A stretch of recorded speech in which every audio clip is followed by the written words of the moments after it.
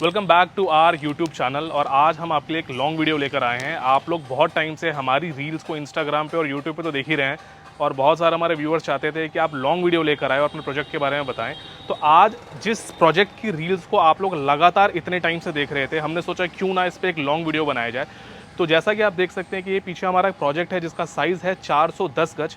अगर इसकी फ्रंट की बात करी जाए तो ये एक 50 फीट का फ्रंट है, और अगर इसकी डेप्थ की बात करी जाए तो लगभग 75 फीट का इसका डेप्थ है। यानी ये 50 बाई 75 के प्लॉट में हम बना रहे हैं। और ये प्रोजेक्ट स्पेशल इसलिए हो जाता है क्योंकि इस प्रोजेक्ट के अंदर में हमारे पास में यहाँ पे बेसमेंट भी है। इतने बड़े बेसमेंट को बनाना हमेशा एक चैलेंजिंग टास्क रहता है, जिसको हम लोगों ने काफ़ी आराम से बनाया है। और आपको बताएंगे कि क्या चैलेंजेस फेस करने पड़ते हैं और किस तरह की सिचुएशन आती है। लेकिन पहले भी आपको दिखाते हैं कि साइट पे फिलहाल अभी कितना काम हो गया है और अभी क्या स्टेटस है। आइए। तो जैसा कि आप यहाँ पे देख सकते हैं कि हम लोगों ने बेसमेंट के टॉप स्लैब को, यानी पार्किंग के बॉटम स्लैब को हम कास्ट कर चुके हैं। यानी एक स्लैब को हम ऑलरेडी कास्ट कर चुके हैं, और अब इसके ऊपर यानी पार्किंग के टॉप स्लैब को कास्ट करने की तैयारियां चल रही है। और यहाँ पे आप देख सकते हैं कि हम लोग शटरिंग का काम चल रहा है, और उम्मीद है कि आने वाले 2 से 3 दिनों के अंदर में शटरिंग के काम को कंप्लीट कर लिया जाएगा। उसके बाद में 4 से 5 दिन हमारे रीबार्स बाइंडिंग के काम के अंदर में लगेंगे, और हम फिर उम्मीद करते हैं कि 10 तारीख के आसपास हम लोग यहाँ पे अपने इस टॉप स्लैब को भी कास्ट करने में कामयाब हो जाएंगे। अच्छा, अगर इस प्रोजेक्ट की बात करी जाए तो यहाँ पे टोटल 21 कॉलम्स हैं इस प्रोजेक्ट के अंदर में, और आप कॉलम्स को चारों तरफ देख सकते हैं। हम लोगों ने पूरे आईएस कोड को फॉलो करते हुए, स्ट्रक्चरल ड्राइंग्स को फॉलो करते हुए सभी चीज़ों को बनाया है। और आप कॉलम के साइजेस देख सकते हैं। आम तौर पर इस तरह के साइजेस कॉलम में देखने को नहीं मिलते हैं एक रेजिडेंशियल प्रोजेक्ट के अंदर में।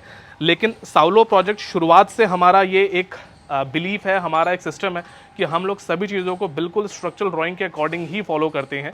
कॉलम्स की साइजेस की बात करी जाए तो हमारे इन कॉलम के साइज़ ये 12 बाई 30 के कॉलम है। इस तरफ की बात करी जाए तो 15 बाई 30 के कॉलम है। इसकी बात करी जाए तो 18 बाई 24 का कॉलम है। आगे वाले की बात करी जाए तो 18 बाई 30 का कॉलम है। इसकी भी बात करी जाती है, ये भी एक 18 बाई 30 का कॉलम है। तो आप देख सकते हैं कि यहाँ पे कॉलम के साइजेस को हमने बहुत ही अच्छा रखा है। दूसरी बात, सभी कॉलम्स को आप देख सकते हैं, इनके फिनिश को आप देख सकते हैं। किसी भी कॉलम में आपको यहाँ पे हनी कॉम्बिंग देखने को नहीं मिलेगी। और मैं आपको बता दूं कि यहाँ पे सभी कॉलम्स को M30 ग्रेड के कंक्रीट से कास्ट किया गया है। ये बताना इसलिए भी ज़रूरी है क्योंकि जितना हायर ग्रेड रहता है कंक्रीट का, उतना ज़्यादा हनी कॉम्बिंग आने के चांसेस बढ़ जाते हैं, क्योंकि कंक्रीट के अंदर में आपका सीमेंट की जो मात्रा है वो ज़्यादा बढ़ जाती है, और उसके अंदर में जो कि आपका डस्ट रहता है, यानी जिसको हम कोर्स सैंड कहते हैं, उसकी मात्रा कम हो जाती है। तो जब कोर्स सैंड की मात्रा कम होती है तो फिनिशिंग लाना बड़ा मुश्किल हो जाता है। इसीलिए सही कॉम्पैक्शन और सही कंक्रीट वाइब्रेटर्स का इस्तेमाल करना ज़रूरी है। अगर आप वो करेंगे और सही शटरिंग प्लाईज और सही वर्कमैनशिप के साथ में काम करेंगे, तभी इस तरह के फिनिश आप लेकर आ सकते हैं। मैं आपको सारे कॉलम्स दिखाता हूं एक एक करके। आइए।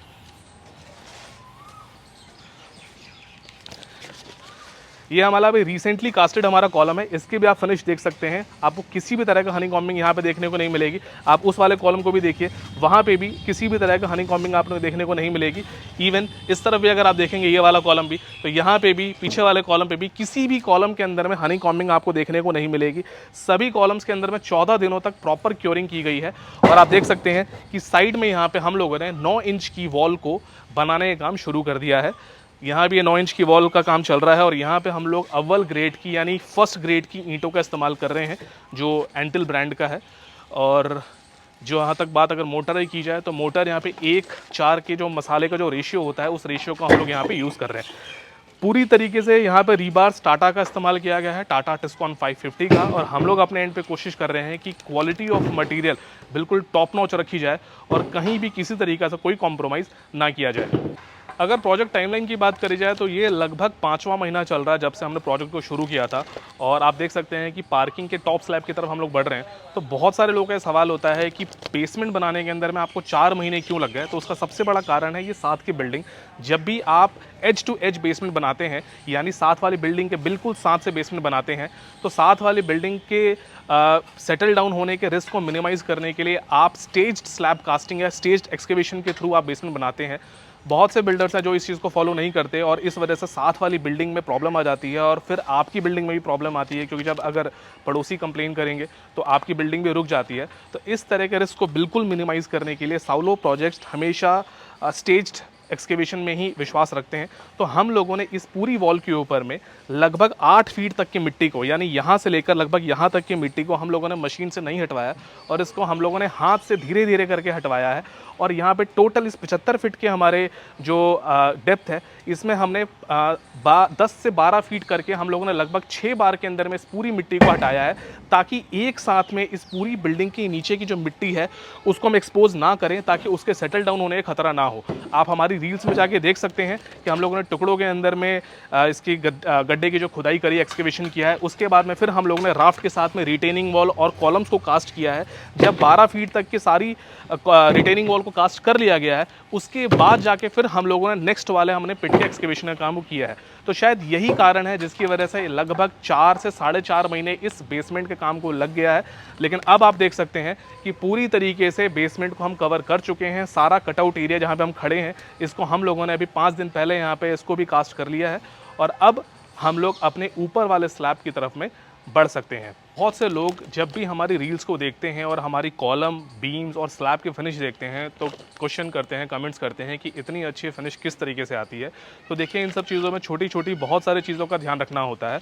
तो अब नेक्स्ट वीडियो के अंदर में जो लॉन्ग वीडियो हमारी आएगी यूट्यूब पे, उसमें हम आपको ऊपर की जो हमारी जो स्लैब कास्टिंग होगा उसमें सारी चीज़ों को डिटेल से समझाएंगे कि इसमें शटरिंग का किस तरीके से ध्यान रखना होता है, लेवल कैसे करना होता है, सरिया बंधाई जो रीबार्स बाइंडिंग है वो सबसे इंपॉर्टेंट पार्ट है किसी भी बिल्डिंग की स्ट्रेंथ के लिए, उसको किस तरीके से करना होता है, कि इन छोटी छोटी चीज़ों का ध्यान रखना होता है जिसको आम तौर पर लोग इग्नोर कर देते हैं, जिससे आपकी बिल्डिंग की पूरी स्ट्रेंथ कॉम्प्रोमाइज़ हो जाती है। तो उन सभी चीज़ों को हम डिटेल में बताएंगे, समझाएंगे और फिर आपको दिखाएंगे भी कि इन सब चीज़ों को फॉलो करने के बाद में एक्चुअल में जो हमारी स्लैब की जो फिनिश आती है वो किस तरीके से आती है। तो अगर आप लोग कंस्ट्रक्शन के बारे में डिटेल में समझना चाहते हैं, चैलेंजेस के बारे में जानना चाहते हैं, ऑन साइट डेली क्या चैलेंजेस आती हैं, प्रॉब्लम्स आती हैं, इन सब चीज़ों के बारे में डिटेल में समझना चाहते हैं, तो हमारे इस पेज को आप फॉलो कर सकते हैं। और आई होप कि आपको हमारी सारी जो जानकारियाँ हैं वो बहुत ही वैल्यूएबल लगेंगी और आपके बहुत ही काम की होंगी। तो मिलते हैं नेक्स्ट वीडियो में, तब तक थैंक यू सो मच।